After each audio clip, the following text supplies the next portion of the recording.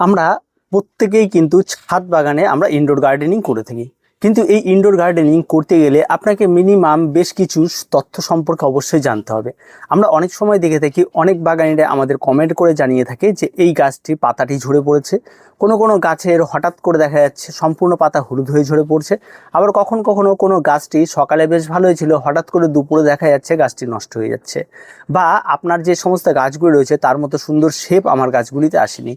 তো এইরকম প্রচুর সমস্যা রয়েছে এই ইনডোর গার্ডেনিংয়ের জন্য। বা গাছটি আমি কোথায় রাখলে সবচেয়ে ভালো হবে এবং কোন ধরনের মাটি প্রস্তুত করলে খুব ভালো হবে, এই সমস্ত প্রচুর কমেন্ট আমাদের কাছে আসে। আর ইনডোর গার্ডেনিং করতে গেলে আজকে আমরা 10টা সেরা টিপস নিয়ে আলোচনা করব, যে 10টা টিপস যদি আপনি সঠিকভাবে ফলো করতে পারেন তাহলে আপনার ইনডোর গার্ডেনিং দেখার মতো হবে।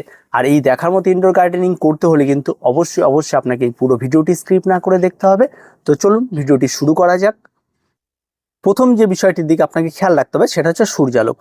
কখনোই এই সমস্ত ইনডোর প্ল্যান্টে ডাইরেক্ট সূর্যালোক যাতে না পড়ে সেই বিষয়টার দিকে খেয়াল রাখতে হবে। আপনি যদি এই সমস্ত গাছগুলি ইনডোর প্ল্যান্টের জন্য আলাদা কোনো একটা জায়গা করে থাকেন এবং সেখানে যদি শেডের ব্যবস্থা করে থাকেন তাহলে সেই শেডি আলোটা কিন্তু এই সমস্ত গাছের জন্য বেশ ভালো। বা আপনি যদি আপনার বাড়ির উইন্ডোর পাশে এই সমস্ত গাছ করেছেন তাহলে উইন্ডোর পাশ দিয়ে যেন দিনে 2 থেকে আড়াই ঘন্টা কোনো একটা সময় সেটি আলো আসে বা সূর্যালোক আসে, সেই বিষয়টার দিকে অবশ্যই নজর রাখতে হবে। এবং সম্পূর্ণরূপে সারাদিন ছাদের মধ্যে আপনি রেখে দেবেন খোলা আকাশের নিচে এই সমস্ত ইনডোর প্ল্যান্টগুলি, তাহলে কিন্তু তার পাতা ঝলসে যেতে পারে এবং দিনের পর দিন গাছটি কিন্তু নষ্ট হয়ে যেতে পারে। তাই ইনডোর গার্ডেনিং করার জন্য সবার প্রথমে যে বিষয়টার দিকে খেয়াল রাখতে হবে সেটা হচ্ছে আপনার জায়গা। যেই জায়গাটি অন্তত দিনে 2 ঘন্টা একটা শেডি আলো এসে পড়বে, বা দিনে 2 ঘন্টা ডাইরেক্ট সূর্যালোক পড়লেও বাকি সময়গুলিতে কিন্তু বেশ সুন্দরভাবে বেশি বেড়ে থাকবে। আর এই বিষয়টাকে দিকে অবশ্যই যদি আপনি ধ্যান রাখতে পারেন তাহলে আপনার কিন্তু ইনডোর প্ল্যান্ট করাটা খুবই সহজ হয়ে যাবে। 2 নম্বর যে বিষয়টি রয়েছে সেটা হচ্ছে গাছ নির্বাচন। অবশ্যই আমরা ইনডোর প্ল্যান্টের ক্ষেত্রে প্রত্যেককে বলে থাকি আগে সঠিক গাছটিকে চিনুন, যেই গাছটি ইনডোর এবং কোন গাছটি আউটডোর সেই বিষয়টি নিয়ে আগে ভালো করে জানুন। অনেক সময় আমাদের দেখা যায় যে টেবিল কামিনী একটা আউটডোর প্ল্যান্টকে ইনডোর বলে তাকে চালিয়ে দেওয়া হচ্ছে, এবং তখন এই গাছটিকে যখনই ঘরের ভেতরে রাখা হচ্ছে বেশ কিছুদিন পর দেখা যাচ্ছে গাছটিতে সূর্যালোক না পাওয়ার জন্য তার সালোক সংশ্লেষ বন্ধ হয়েছে, ফলে পরবর্তীতে সম্পূর্ণ পাতা ঝরে গাছটি সম্পূর্ণ নষ্ট হয়েছে বা গ্রোথটা খুব একটা ভালো হচ্ছে না। তো অবশ্যই গাছটিকে আপনারা দেখে নেবেন। আর এই ইনডোর গার্ডেনিংয়ে কোন গাছগুলি ইনডোরের জন্য বেস্ট রয়েছে এবং ইনডোরের গার্ডেনিংয়ের জন্য অরিজিনাল ইনডোর গাছ সেই সমস্ত সম্পর্কেও আমাদের ভিডিও রয়েছে। অবশ্যই আপনারা আমাদের চ্যানেল ভিজিট করুন এবং সেখানে গিয়ে আমাদের এই ভিডিওগুলি আপনারা অবশ্যই দেখে নিন, তাহলে আপনারা আর ঠকবেন না যে কোন গাছটি ইনডোর এবং কোন গাছটি আউটডোর। সেখানে হয়তো সেরা 10টি গাছের কথা বলা হয়েছে, কারণ হচ্ছে এই গাছগুলি খুব সহজভাবে পরিচর্যা করা যায় এবং এই গাছগুলি তেমন কোনো রকম কোনো সমস্যা হয় না এবং যে কোনো নতুন বাগানের জন্য খুব সহজভাবে এটা করা যায়। 3 নম্বর যে বিষয়টি রয়েছে সেটা হচ্ছে জল দেওয়া। অবশ্যই ইনডোর প্ল্যান্টে জল দিতে গেলে আপনাকে বুঝে শুনে জল দিতে হবে। যখন দেখবেন উপরের মাটিটি শুকিয়ে গেছে তখনই গাছে জল প্রয়োগ করবেন। আবার এই জলটা একেবারে জল দিয়ে স্যাঁতস্যাঁতে করে ভিজিয়ে রেখে দেবেন বা 7 দিন যেন গোড়া ভিজে থাকবে এমনভাবে জল প্রয়োগ করবেন না। এই ইনডোর গার্ডেনিং করতে হলে আপনার জল দেওয়াটা একটা বড় কারণ হয়ে দাঁড়ায়। অবশ্যই আপনাকে এই জিনিসটা কিন্তু শিখতে হবে। প্রতিদিন অল্প পরিমাণ করে জল দেবেন, যখন দেখবেন গাছের উপরের দিকে একদম শুকিয়ে রয়েছে তখনই আপনারা গাছে জল প্রয়োগ করবেন। অন্যথায় অযথায় বারবার করে গাছে জল প্রয়োগ করে গাছের মাটি বারবার করে দীর্ঘ টাইম ধরে ভিজে থাকবে, তো আপনি মাটিটি শুকোনোরই সময় দিচ্ছেন না, বারবার করে জল প্রয়োগ করতে পারে, সেক্ষেত্রে কিন্তু গাছের রুট সিস্টেম নষ্ট হয়ে যেতে পারে, গাছের পাতা হলুদ হয়ে যেতে পারে, গাছের সমস্ত পাতা ঝরে যেতে পারে। এই সমস্যাগুলি দেখা দেয় শুধুমাত্র কিন্তু এই জলের প্রয়োগের ফলে। তা অবশ্যই আপনার পরিমিত জল ব্যবহার করুন। যে সমস্ত গাছগুলি উপরে দেখবেন আঙ্গুল ঢুকিয়ে দেখবেন যে সম্পূর্ণ গাছের মাটিটি ড্রাই হয়ে এসছে তখনই আপনারা সামান্য পরিমাণ জল প্রয়োগ করবেন। তো এই বিষয়টা কিন্তু অবশ্যই আপনাদেরকে জেনে অবশ্যই করতে হবে। 4 নম্বর যে বিষয়টি রয়েছে সেটা হচ্ছে ড্রেনেজ। অবশ্যই আপনার যখন মাটি প্রস্তুত করবেন তখন কিন্তু ড্রেনেজের বিষয়টা অবশ্যই খেয়াল রাখতে হবে যেন মাটির ড্রেনেজটা ওয়েল থাকে। আমরা সবসময় বলি যে ওয়েল ড্রেনেজ মাটি আপনাকে প্রস্তুত করতে হবে। ওয়েল ড্রেনেজ মাটিটি আপনার করতে হবে 50% মাটি, 30% কম্পোস্ট আর 20% বালি। এই দিয়ে আপনাকে ওয়েল ড্রেনেজ মাটি তৈরি করতে হবে। এই মাটিতে যদি আপনারা ইনডোর প্ল্যান্ট করেন তাহলে কিন্তু কোনো রকম কোনো সমস্যা হবে না। অবশ্যই মাটিগুলি যখন টবে ভর্তি করবেন তার আগে টবের নিচের ছিদ্রগুলি আপনাকে বেশি করে নিতে হবে, দেখে নিতে হবে, এবং সেই ছিদ্রগুলির নিচের দিকে কিছু পাথর কুচি হোক, কিছু ঘেঁস হোক বা কিছু ইটের টুকরো হোক, যে কোনো কিছু ভেঙে তার নিচের দিকে দিয়ে দিতে হবে যাতে ড্রেনেজটা সবসময়ের জন্য ওকে থাকে। তাতে আপনি বেশি পরিমাণ কোনো কারণবশত জল পড়ে গেলেও যেন সেই অতিরিক্ত জলটি যেন গাছের টবের নিচ দিয়ে বেরিয়ে যেতে পারে। তাই অবশ্যই এটা একটা অনেক গুরুত্বপূর্ণ একটা বিষয়। অবশ্যই আপনারা খেয়াল রাখবেন যে টবের ড্রেনেজটা যেন সবসময়ের জন্য ঠিক থাকে। এবার যে বিষয়টি রয়েছে সেটা হচ্ছে তাপমাত্রা। অবশ্যই আমাদের ঘরের তাপমাত্রা সবসময়ের জন্য যেখানে আমরা ইনডোর প্ল্যান্ট রাখবো সেখানে যেন তাপমাত্রাটা 18 ডিগ্রি সেলসিয়াস থেকে 24°C হয়ে থাকে, তাহলে এই সমস্ত তাপমাত্রায় কিন্তু এই সমস্ত গাছগুলি খুব সুন্দরভাবে সার্ভাইভ করতে পারে। এবার আপনার ঘরে এসি লাগিয়ে রেখেছেন বা আপনার ঘরে কুলার রেখেছেন, সেই সমস্ত ঘরে যদি আপনার ইনডোর প্ল্যান্টগুলি নিয়ে যান তাহলে গাছগুলি কিন্তু অনায়াসেই মারা যাবে, সেই সমস্ত জায়গায় কিন্তু এই সমস্ত গাছগুলি বেঁচে থাকবে না। তাই আপনার ঘরে যদি এসি বা অন্য কোনো কিছু থাকে সেই সমস্ত রুমে কিন্তু কোনো রকমের কোনো ইনডোর প্ল্যান্ট কিন্তু বাঁচিয়ে রাখা সম্ভব না। তাই অবশ্যই আপনারা বুঝে শুনে এই বিষয়গুলিকে নজর দেবেন। 6 নম্বর যে বিষয়টি নিয়ে কথা বলবো সেটা হচ্ছে রিপটিং। অবশ্যই আপনার গাছে কিন্তু রিপটিং এর প্রয়োজন রয়েছে। একটি গাছ খুব বেশি হলে 1 থেকে 1.5 বছর একই টবের মধ্যে রাখতে পারেন।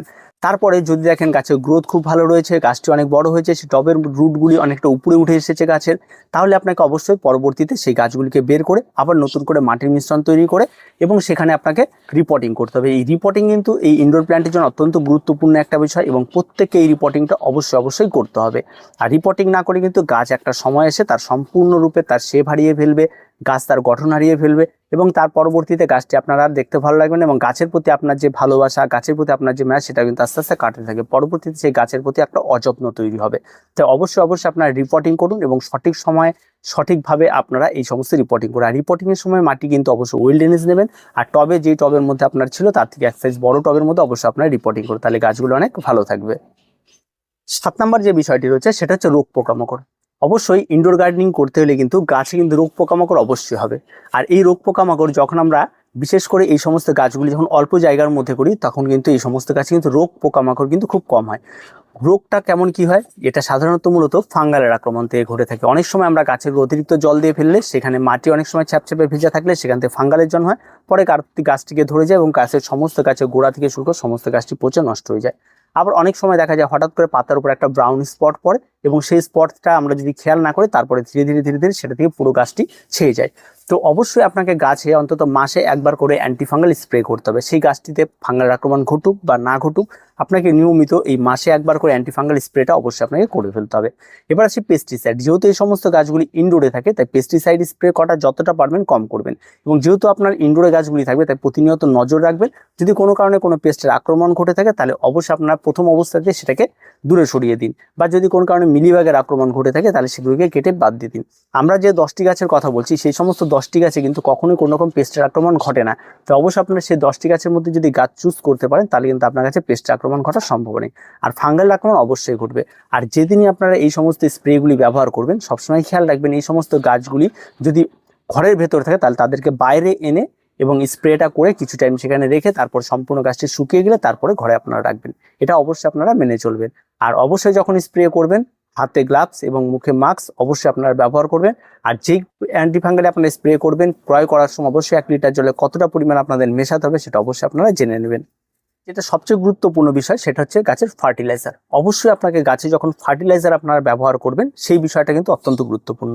এই সমস্ত ইনডোর প্ল্যান্ট করতে গেলে প্রতিনিয়ত গাছে খাবার ব্যবহার করতে হয় না।